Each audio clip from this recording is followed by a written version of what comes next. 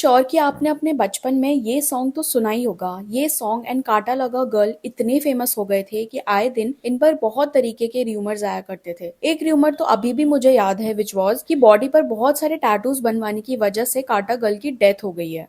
सबसे अजीब ट्रोलिंग मतलब सबसे अजीब बात किसी ने क्या ऐसी लिखी या बोली जो आपको लगे कि क्या बोल रहा है, मतलब कुछ भी।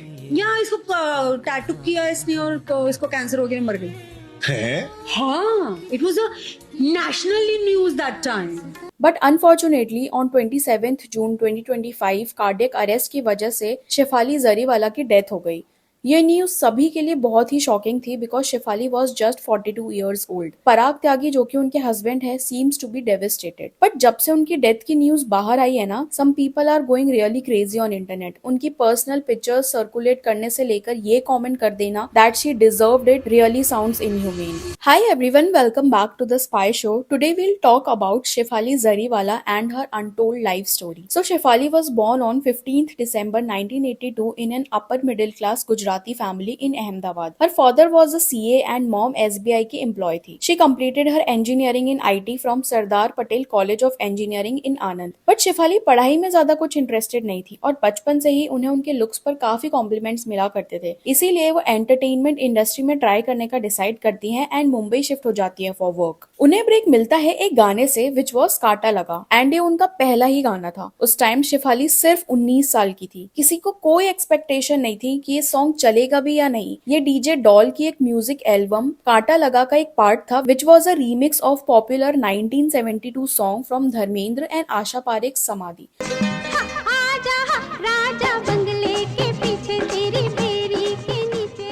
इस एल्बम में शेफाली का जो लुक था ना, that was actually way ahead of that time. उनके डांस मूव भी ट्रेडिशनल नहीं थे और हुआ कुछ ऐसा था कि ये सॉन्ग इतना हिट हुआ अगले 1-2 साल तक कि हर कोई इस सॉन्ग का फैन बन चुका था and Shefali became a household name. जिसके बाद शेफाली ने एक छोटा सा कैमियो किया इन मुझसे शादी करोगी ऑपोजिट टू सलमान खान। तुम यहाँ क्या कर रही हो? सो रही थी तुम्हारे साथ। मैं तो तुम्हें ब्रेकफास्ट के लिए लेने आई थी। रानी मैंने कुछ नहीं बना, 2 सेकंड में आ रहा हूँ मैं। तुम जाओ यहाँ से। कहाँ?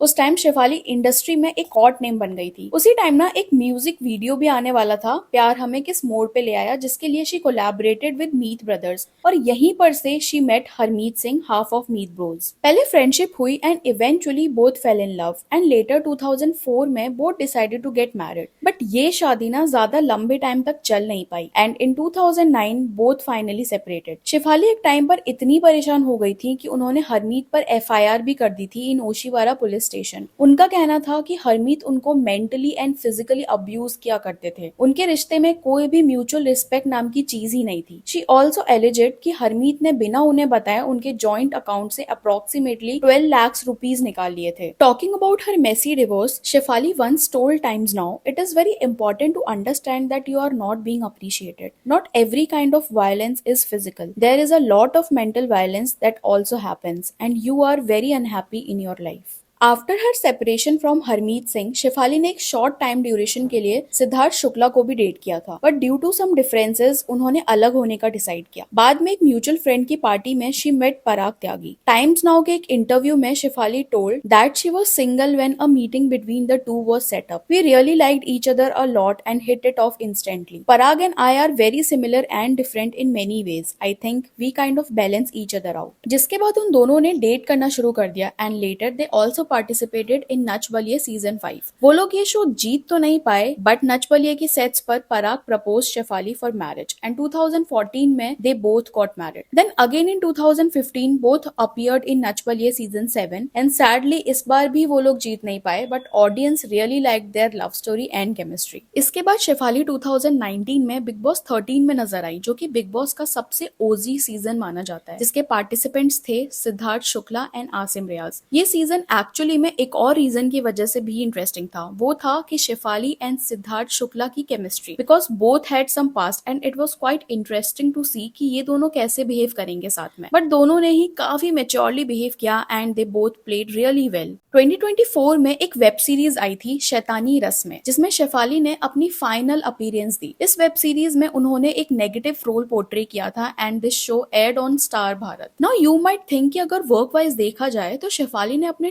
22 इयर्स के करियर में प्रोमिनेंटली बहुत ज्यादा काम नहीं किया है, बट इसका भी ना एक रीजन था। So at the age of 15 Shefali was diagnosed with epilepsy. उनको एपिलेप्टिक सीजर्स आया करते थे। जिस साल उनका सॉन्ग काटा लगा रिलीज हुआ था ना, उसी के नेक्स्ट ईयर एक रेडियो पोल कंडक्ट हुआ था एंड उस पोल में she was nominated as one of the breakout stars of the year alongside names like Priyanka Chopra, Lara Dutta and Shahid Kapoor. And उन लोगों ने भी अपना करियर उसी साल स्टार्ट किया था। तो ये बहुत ही ऑब्वियस क्वेश्चन बन जाता है, जो कि लोग काफी बार शेफाली से पूछा करते थे कि जब वो अपने इनिशियल ईयर्स में इतनी फेमस हो गई थी तो उन्होंने और काम क्यों नहीं किया। जिस पर शेफाली ने टाइम्स ऑफ इंडिया को दिए हुए एक इंटरव्यू में रिवील किया था, आफ्टर आई डिड काटा लगा, people asked me why I didn't do much work. I can now say that it was because of the epileptic seizures that I couldn't take much work. I didn't know when I would get my next seizure, and this went on for next 15 years. अभी जब से शेफाली की death हुई है ना, तब से she is been trending all over the media. अभी कुछ लोग इतने इनह्यूमेन है ना कि उनकी डेथ के ऊपर कुछ भी रैंडम कमेंट्स पास कर रहे हैं। Some people even run a poll on Instagram containing all her bikini pics की कौन सी उनमें से बेस्ट है। आई मीन लाइक सीरियसली, ये है लोगों की मेंटालिटी। और कुछ लोग इतने फिल्दी कमेंट्स पास कर रहे हैं जब से उन्हें ये पता चला है that Shefali was undergoing a anti aging procedure. One comment said, मतलब एंटी एजिंग ट्रीटमेंट ने अपना काम कर दिया, एज होने ही नहीं दिया, RIP। The medicine worked, she will not age any more.